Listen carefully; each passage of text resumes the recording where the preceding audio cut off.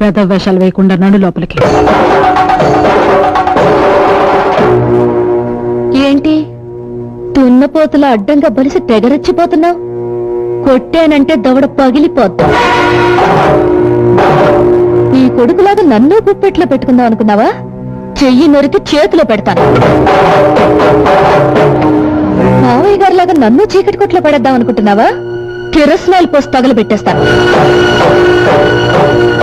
తల్లో పూలు, నుదుట బొట్టు, రంగురంగుల చీరలు, చేతి గాజులు, ఈవేళ నీకు ఇవన్నీ ఉన్నాయంటే దానికి కారణం ఈయన, నీ ఆయన. ఆయన్ని బయటకు తీసుకెళ్తానంటే వద్దంటావా? చెప్పు తెగిపోద్ది. నేను తిట్టగలను అత్తయ్య గారు, కానీ తిట్టను. ఎందుకంటే అత్తయ్య గారంటే అభిమానం, పెద్దలంటే గౌరవం.